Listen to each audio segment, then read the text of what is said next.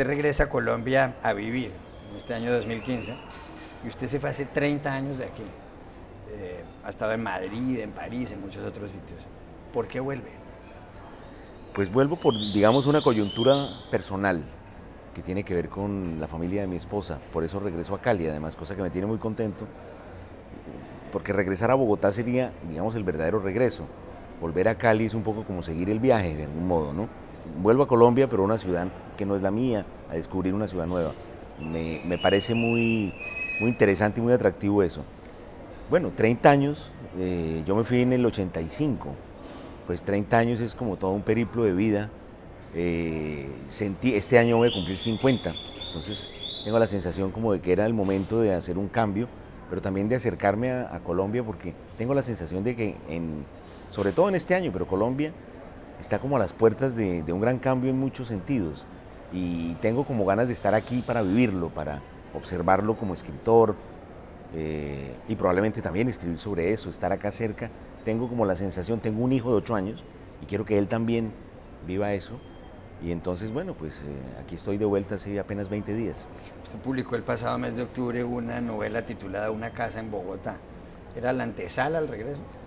Pues probablemente yo ya estaba elaborando de forma inconsciente como ese regreso, porque en el fondo, sin saberlo yo, por supuesto, pero yo estaba escribiendo la historia de un personaje que ha viajado y ha pasado mucho tiempo fuera de Colombia, y en su regreso vive con su tía y compra una casa en Bogotá, que es una casa que fue como testigo de toda su infancia, una casa que estaba siempre vacía. Y lo curioso es que el año pasado, cuando corregía esa novela antes de publicarla, entonces trabajaba yo por las noches en esa novela y por las tardes, y por la mañana buscaba una casa, pero no en Bogotá, sino en Cali. Entonces yo decía, qué curioso, pero claro, efectivamente es muy probable que estuviera yo ya elaborando ese regreso. Recientemente publicó también usted un informe, un ensayo titulado La guerra y la paz. Eso trae a la memoria, por supuesto, la famosísima novela de Tolstoy, Guerra y Paz. Pero aquí en Colombia están en negociaciones de paz, justamente. El gobierno del presidente Juan Manuel Santos y las FARC, el grupo guerrillero, desde hace poco más de 2 años en La Habana. ¿Qué tiene que ver ese informe, cómo coincide ese informe con lo que está ocurriendo entre Bueno, el grupo guerrillero más antiguo de América Latina. y el gobierno colombiano? Pues efectivamente lo que yo hice en ese libro fue querer un poco proponerle a mis lectores tradicionales de novelas un punto de vista distinto sobre el mismo debate que, digamos, hace un año, un poco antes del inicio fuerte de la campaña presidencial, se presentaba como un debate exclusivamente político. Y entonces yo quería como proponerle a mis lectores una mirada distinta, una mirada desde la literatura, desde la filosofía, desde la historia, e inclusive también desde mi propia experiencia personal, porque yo, digamos, en mis aventuras periodísticas del pasado, de hace muchos años, una de ellas para mí muy importante fue haber sido corresponsal en la guerra de Bosnia, para El Tiempo precisamente. Entonces yo también tengo una experiencia directa. Luego también con El Tiempo estuve en Argelia en una época muy movida, en el 96, cuando estaba el Frente Islámico de Salvación y cuando se iban a hacer unas elecciones casi armadas. Me acuerdo que Enrique Santos me dijo, váyase para allá, acaba de salir una lista de países peligrosos y Argelia está en primer lugar y Colombia en segundo. Y entonces me dijo, vaya para allá y cuéntenos por qué ellos están de primeros y no nosotros. Entonces, todas esas experiencias de cercanía con la guerra, desde varios puntos de vista, están recogidas en el libro, pero básicamente lo que yo quería, y así lo manifesté muchas veces, era también intervenir un poco y tratar. Era un libro militante, porque se presentaban las elecciones. Era para mí un momento muy peligroso. Yo consideraba que el presidente Santos debía ser reelegido, y entonces también es un libro militante que de algún modo nace en una relación, digamos, un poco casual. El periódico El País en enero del año pasado me invitó a dar una conferencia en un foro, Colombia, España, y me dijeron, habla sobre cualquier cosa de cultura. Y yo miré la agenda y resulta que mi charla estaba agendada después de una conversación sobre la paz entre Felipe González y Santos, el presidente Santos. Entonces yo dije, voy a escribir sobre la paz. Y escribí una conferencia y me di cuenta que tenía muchísimas cosas más que decir. Esa conferencia la leí increíble, pues para mí, para mi sorpresa, Santos y Felipe González se quedaron a la conferencia. Y después de la conferencia, los dos me saludaron, me pidieron el texto. Después Santos se comunicó conmigo, me pidió autorización para hacer copias y repartirlas desde Presidencia, y ya llevan como 5.000 de esa conferencia, en fin. Entonces, de ahí me surgió la idea de hacer un libro que fuera mucho más completo y que tuviera un poco pues, el resumen de todo lo que yo he leído y vivido sobre el tema de la paz, pero que fuera sobre todo muy militante. Santiago, en La Habana pues tienen lugar estas negociaciones entre el gobierno colombiano y las FARC, el grupo guerrillero. ¿Usted cree que van a firmar la paz? Yo creo que sí. Los colombianos somos como muy escépticos para muchas cosas, pero sobre todo por un motivo, y es que creemos que lo que nos pasa, lo que pasa en este país, es una situación excepcional. Y en el fondo no lo es tanto. O sea, lo que pasa en Colombia ha pasado en muchos otros países a lo largo de la historia. También creemos que hay como una especie de conspiración metafísica contra Colombia y que todo, y tampoco es así, es decir, no es tan, es decir, es muy difícil llegar al punto de sentarse, pero una vez que la gente está sentada en la mesa, digamos, eso es como ese proverbio chino que dice que cuando la flecha está en el arco debe partir. Pues aquí es lo mismo, cuando están sentados ahí, la paz tiene que aparecer en algún momento. Es un problema de tiempo, de acuerdos, pero ya el proceso, ya la flecha está en el arco y está a punto de salir, eso no tiene vuelta atrás. Y me parece que además es un ejercicio que ha hecho la humanidad toda la vida. Yo cuando fui diplomático en la UNESCO le escuché decir una vez al delegado de Palestina una frase que me impresionó mucho, que decía la paz es más difícil que la guerra, porque en la guerra uno ejerce su violencia contra el enemigo, mientras que la paz lo obliga a uno a ejercer la violencia contra sí mismo, porque uno tiene que ir y darle la mano y reconocer al que te hizo daño, al que atacó tu mundo, tu vida, y entonces se convierte en algo difícil. Pero en el fondo el ser humano lo ha hecho toda la vida. Los procesos de paz, la paz debe construirse porque no es natural en el hombre, y eso es algo que yo digo en mi libro. Y bueno, yo recuerdo, no lo digo yo, eso lo dice nada menos que Kant. O sea, Kant dice que la paz no es un estado de la naturaleza, hay que instituirla, hay que construirla. En el fondo la paz es como decir la ausencia de la guerra, la que sí es natural en el hombre. Y uno lo ve inclusive en los niños. O sea, un niño no es pacífico, tolerante por naturaleza. La naturaleza de un niño, si no está bien educado, es resolver sus problemas a patadas. Eso después, a nivel colectivo y social, se convierte en la guerra. Lo difícil es que un niño se convierta en una persona que dialogue, que sea tolerante. ¿Y cómo hace uno? Pues educándolo. La civilización, en el fondo, se ha construido para eso, para evitar la guerra. El objetivo máximo y más probablemente alto de la civilización es la paz. Es muy difícil de lograr, es una utopía. Pero la historia, digamos, de la civilización humana consiste en eso, en alejar la guerra, pero la guerra vuelve y regresa. Porque en el fondo la paz se instituye siempre sobre un estado de guerra. Y en esa guerra, porque además las guerras son productos culturales, o sea, la guerra no se mata igual en todas partes. Las guerras además tienen relación con las sociedades, por supuesto, que las ejercen. Y la paz, de alguna manera, también siempre es hija de ese modo de hacer la guerra. Y la paz se agota cuando los acuerdos a los que se llegó en la guerra anterior, de alguna manera también son desbordados por la nueva realidad, y los conflictos nuevos que no eran predecibles antes surgen. Como podría surgir en Europa dentro de 50 años otra vez. Europa vive una paz extraordinaria hace 70 años, pero fue el resultado de una guerra de 50 millones de muertos, ¿no? Y probablemente dentro de 50 o 70 vuelva a haber otra guerra, cuando todos los cauces y las protecciones creadas para que la paz se mantenga sean desbordadas por la realidad. Hay conflictos que uno no puede imaginar por dónde van a venir. Hace 25 años, ¿a quién se le iba a ocurrir que iba a poder haber un caso como el de Snowden, por ejemplo? Pues absolutamente a nadie.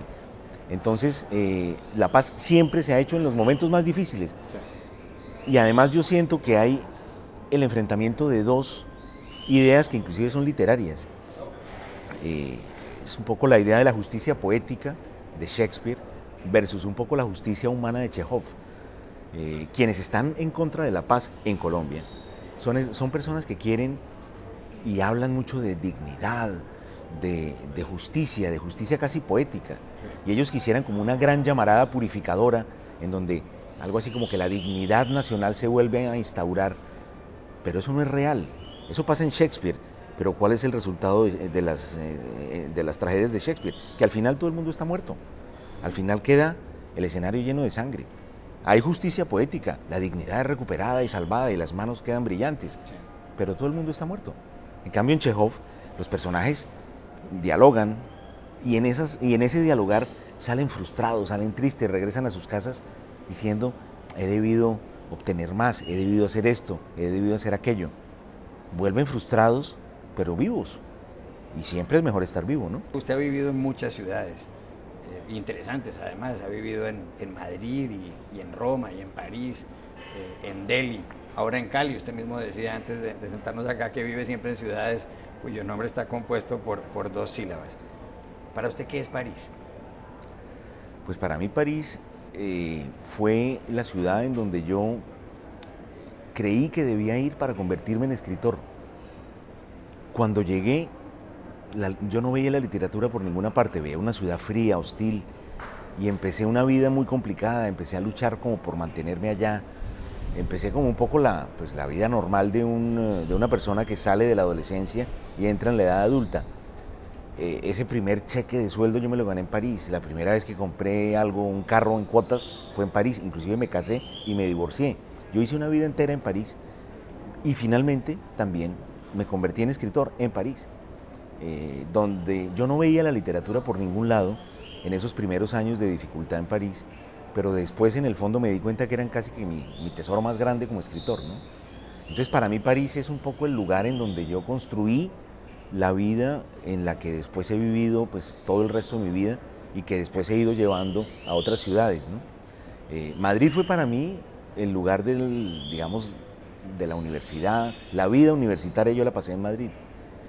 Yo hice algunos semestres en la Javeriana en Bogotá, en una época en que pues, era muy difícil porque yo no encontraba libros en las librerías, todo lo que me pedían para leer no se encontraba, entonces yo me la pasaba leyendo fotocopias. Entonces estaba un poco aburrido de leer, tenía una bolsa de fotocopias en lugar de tener una biblioteca. Entonces cuando me fui para Madrid y llegué a la Casa del Libro la primera vez, pues casi que tuve alucinaciones. Y entonces Madrid fue esa cosa universitaria, esa vida un poco bohemia, ese Madrid de los 80, tan ahora pues que yo recuerdo con tanta nostalgia, que era tan distinto al de ahora, porque en esa época en Madrid todos eran españoles, casi no había latinoamericanos inclusive en la universidad, al punto de que una vez vinieron los compañeros corriendo agitados a decirme que en otra filología, yo estudié filología hispánica, había un argentino. Vinieron a decirme, hay un argentino, y ellos creían que era una información importante para mí. Y entonces yo en mi vida había visto un argentino y dije, vamos a ver a ese argentino, a ver cómo es un argentino. Y en el fondo acabamos siendo amigos. Yo en Madrid aprendí que yo era latinoamericano, y eso me lo enseñaron los españoles. Después me fui a París, y en París me di cuenta que en el fondo mi identidad tenía más que ver era con la lengua. Y así como en Madrid había como una raya en el imaginaria en el suelo, de un lado estaban los españoles y del otro lado 4 o 5 latinoamericanos que éramos los que vivíamos allá. Cuando llegué a París seguía habiendo también una raya, pero esta vez de mi lado también estaban los españoles, porque se trataba más de la lengua. Y así, de alguna manera, París fue la construcción para mí de una identidad de escritor y también de periodismo, que pues, en ese momento fue una gran pasión para mí. Yo trabajé en Radio Francia Internacional, fui corresponsal del Tiempo en París, como usted sabe, fuimos colegas en esa época, y entonces París fue pues el descubrimiento de ese gran amor por el periodismo y la ciudad en la que me hice escritor. ¿Y qué significa para usted Roma? Bueno, Roma es como la ciudad en donde todo está bien. Roma para mí es el olor del café por las calles en la mañana, es esa pequeña algarabía deliciosa que tienen los italianos, que todos los días están explicando cosas y por eso mueven tanto las manos los italianos. Se están siempre explicando esas pasiones que tienen. Entonces los lunes ir a tomarse el café ese del barrio de uno, los lunes eso es una delicia porque eso es casi como un conversatorio sobre fútbol. Entonces uno ahí tomándose un café se entera. Todos los italianos son directores técnicos de fútbol, todos son intelectuales del fútbol el lunes por la mañana tomando un café. Y así, según la actualidad, cada día va teniendo su tema. Entonces no hay nada más extraordinario que irse a tomar. Además, cada italiano se toma el café de un modo distinto. Y lo increíble es que el que está en el bar y que conoce a todo el mundo sabe cómo le gusta al uno, cómo le gusta al otro. Uno quiere la taza caliente y grande, pero con la leche fría, y el tipo sabe, es decir, las 60 o 70 diferentes formas de tomar café. Y eso es una cosa muy agradable. Yo viví de niño en Roma, viví en el año 73, un año y medio.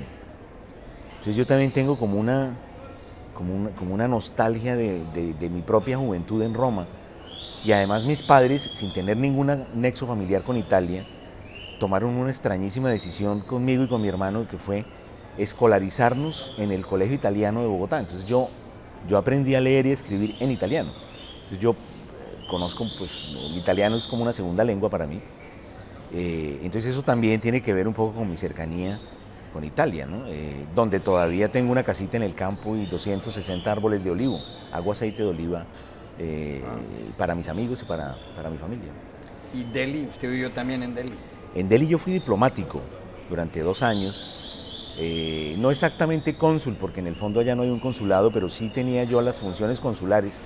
Y cuando me dijeron que además de ser agregado cultural tenía que hacer eso, pues yo pensé que todo el mundo me miraba un poco como diciendo, con cara de tragedia, como diciendo eso es lo más aburrido.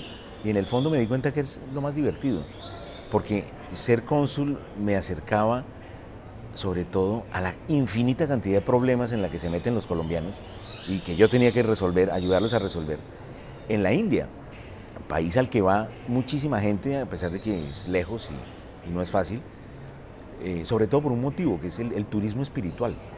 La gente va a la India a recogerse, a buscarse a sí mismo.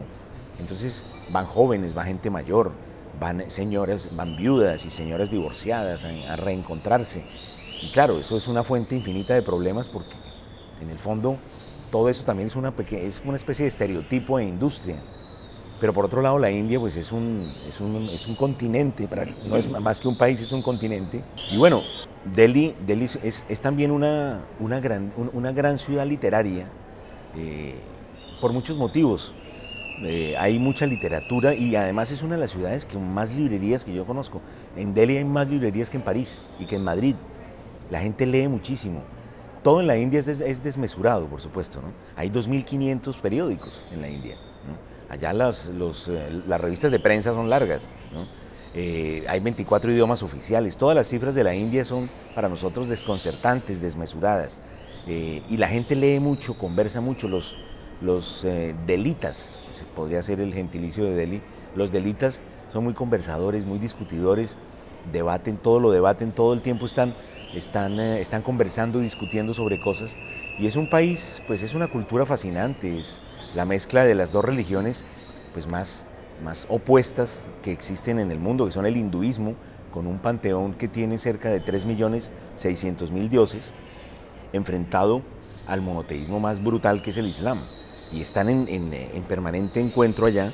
El hinduismo es la mayoría de la población, cerca del 85%, y el Islam es una minoría, pero son 170 millones de personas, ¿no? Entonces ese choque, porque no es siempre amable, entre el hinduismo y el Islam es muy interesante. Es interesante descubrir cómo el hinduismo también, que se ve siempre como una religión, digamos, pacífica y que lleva casi como a la concentración, a la armonía, en el fondo también es una religión muy violenta. Las grandes masacres que ha habido en la India han sido retaliaciones de hinduistas en contra de musulmanes y en contra de los sikhs. Es decir, es un mundo extraordinario, muy distinto por supuesto del nuestro, pero que tiene mucho que enseñarnos. A mí en la India todo el mundo me preguntaba, pero ustedes ¿por qué tienen violencia en Colombia? Si ustedes no tienen problema religioso. Ellos solo conciben la violencia como el resultado de un desacuerdo religioso. Si usted tuviera que escoger una de las ciudades donde ha vivido para pasar el resto de su vida, ¿cuál escogería? Roma. Roma es para mí el lugar ideal. Pero a mí me parece muy difícil imaginar una ciudad en la que voy a pasar el resto de mi vida. Yo creo que nada de lo que yo concibo lo concibo para el resto de mi vida. Me aterra e inmediatamente hace que yo me sienta mal en esos lugares. Hay otra pasión que tiene usted y o una idea que ha tenido hace muchos años. Usted ha escrito libros de viajes, pero a usted le llaman muchísimo la atención los hoteles y los cócteles. ¿Por qué? Bueno, los hoteles son obviamente para mí el espacio privilegiado de la escritura. Eh, en mis libros el viaje está siempre muy presente, mis personajes están siempre viajando y también he hecho libros de viajes. Hice un libro de viajes sobre la China, que se llama Octubre en Pekín, un libro de viajes sobre Medio Oriente que se llama Océanos de Arena y ahora estoy escribiendo un libro sobre la India precisamente. Bueno, los hoteles para mí son como el espacio de soledad perfecta para la escritura. Yo me imagino, además como fui periodista viajando mucho tiempo, me acostumbré a trabajar en los hoteles y es como el espacio de soledad perfecto. Esa soledad de un hotel, así sea un hotel elegante o un hotel modesto, perdón, así sea un hotel elegante o un hotel modesto, pero esa soledad, ese tipo de soledad que yo experimento en los hoteles es para mí perfecta, para la escritura, perfecta. Es como una soledad en la que todo lo que uno tiene por dentro se manifiesta de forma más fuerte. Y entonces cuando uno tiene una idea, cuando uno quiere escribir, me parece que es como más intenso. Las convicciones y las ideas se presentan de manera más diáfana. Y entonces yo me siento y escribo con muchísima más, tomo notas, después regreso a mi base, a mi casa y ya ordeno y armo. Pero para mí el viaje es fundamental y los hoteles entonces se vuelven para mí espacios increíbles. A mí me gustaría, lo que pasa es que yo, pues eso, para eso hay que haber tenido un éxito literario como Lolita, pero a mí me gustaría ser como Nabokov. Nabokov fue toda su vida profesor universitario en Estados Unidos y de pronto escribió Lolita, publicó Lolita y se volvió multimillonario. Y hizo lo que había querido hacer siempre, que era irse a vivir a un hotel en Suiza. Y se fue, y inclusive mandó que le pusieran una suite, que le pusieran blanco y negro, baldosas blanco y negro, porque le gustaba el ajedrez en el baño y ese tipo de cosas. Y vivió hasta que se murió en un hotel. A mí eso me encantaría. En cualquier tipo de hotel, inclusive tengo uno en Harar, que es una ciudad de Etiopía, sí, en donde Rimbaud vivió 10 años, y yo una vez me fui para allá a tratar de entender, a ver si estando allá y volviendo a leer todo Rimbaud en Harar, podía yo entender algo de ese misterio que es Rimbaud. Y me fui a un hotel que se llama el Hotel Das, D-A-S, Hotel Das en Harar, se lo recomiendo a todo el mundo. Vale $11 la noche, incluido el desayuno. Un sitio extraordinario. Entonces, en la terraza del Hotel Harar en Das, del Hotel Das en Harar, mirando las murallas hermosísimas, una ciudad que tiene 85 mezquitas de madera, una pequeña ciudad amurallada maravillosa, que por la noche se oyen los chillidos de las hienas, y leyendo a Rimbaud todo el día, pues así yo podría acabar mi vida tranquilamente.